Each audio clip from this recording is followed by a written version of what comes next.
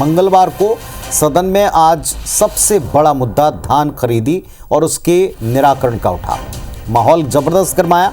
विपक्ष के एक सवाल के जवाब में सरकार ने बताया कि 47 लाख मीट्रिक टन धान का अब तक निराकरण नहीं हो पाया और अब सरकार के पास उसे खुले बाजार में नीलाम करने के अलावा कोई और विकल्प नहीं है। सवाल है कि इन परिस्थितियों में क्या सरकार ने पहले से सोच कर रखा है कि क्या करना चाहिए? क्या यही बेहतर ऑप्शन है? आखिर क्यों बेहतर उपयोग की स्थिति नहीं बन पाई? और विपक्ष ने जिन सवालों को उठाया उस पर भी एक रिपोर्ट देखिए।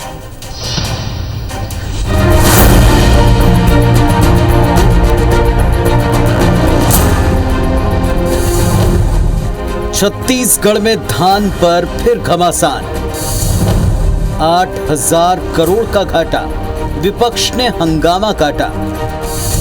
सरकार चुप है, भारत सरकार से आग्रह भी नहीं कर पा रही है और घाटा सहने के लिए तैयार बैठी है। छत्तीसगढ़ को 8,000 करोड़ रुपए का नुकसान होगा। केंद्र का सेंट्रल पूल में जितना चावल लेना था वो लिया है। छत्तीसगढ़ की साय सरकार ने खुले बाजार में 40 लाख मीट्रिक टन धान बेचने का फैसला किया है। कांग्रेस का आरोप है कि इससे राज्य को 8,000 करोड़ का नुकसान होगा। मंगलवार को विधानसभा में इसे लेकर सत्ता पक्ष और विपक्ष में जमकर तकरार दिखी। पूर्व सीएम भूपेश बघेल और नेता प्रतिपक्ष डॉक्टर चरणदास महंत ने इस मुद्दे पर चर्चा के लिए स्थगन प्रस्ताव पेश किया, जिसे स्पीकर डॉक्टर रमन सिंह ने अस्वीकार कर दिया। नाराज विपक्ष ने इसे लेकर हंगामा किया। इसके चलते 29 कांग्रेस विधायकों को निलंबित कर दिया गया।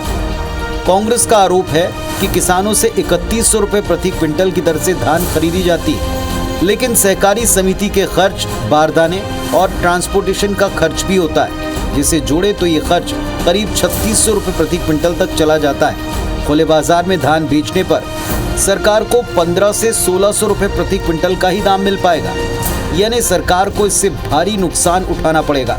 विपक्ष के मुताबिक सरकार ने किसानों से 149 लाख मीट्रिक टन धान खरीदा है, जिसमें से केंद्रीय पूल के धान के उठाव के बावजूद सरकार 47 लाख मीट्रिक टन धान का निराकरण नहीं कर पाएगी।